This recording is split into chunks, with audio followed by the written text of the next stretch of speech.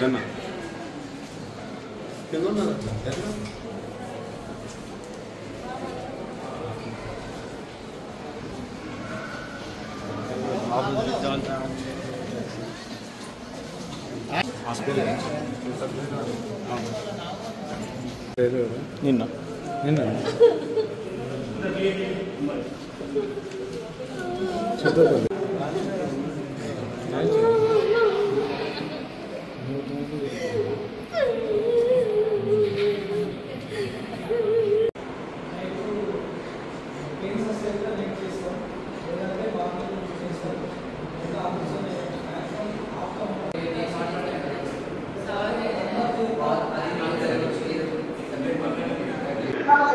నా పేరు రాజు, మా భార్య పేరు జోష్న.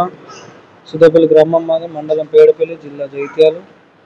శుక్రవారం నైటు మాతా శిశు హాస్పిటల్కి రావడం జరిగింది డెలివరీ కోసం.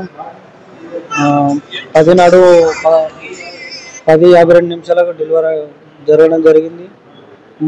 మగ పిల్లడు బాబు పుట్టడం జరిగింది. 1 కిలో 800 గ్రాములు బాబు ఉండడం వల్ల ఆక్సిజన్ అబ్జర్వేషన్లో పెట్టడం జరిగింది. నిన్న బాబు ఈరోజు అడగనికి పోతే Sai Kumar sir doctor breathing అందుతలేదు, అట్లనే ఉంది, పుట్టిన బాబు ఎట్లున్నా ఇప్పుడు అట్లనే ఉంది, వేరే హాస్పిటల్ పోవాలని తరలించాలని చెప్పిండు. మళ్ళా కాసేపటికి సీరియస్ ఉందని ఆయననే చెప్పి ఆ సార్కు ప్రైవేట్ హాస్పిటల్ ఓన్గా ఉండడం వల్ల ఆయన అనుచరుడు వచ్చి ఇక్కడికి వెళ్ళి హాస్పిటల్ మా వాళ్ళను ఇట్లా పోర్ట్రేట్ చేసి మైండ్ వాష్ అట్లా చేయడం వల్ల హాస్పిటల్కి వెళ్ళడం జరిగింది.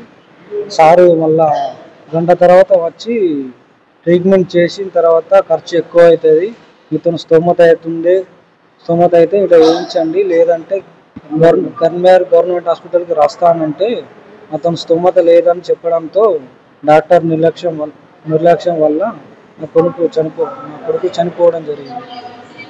ఆ డాక్టర్ నిర్లక్ష్యం వల్ల.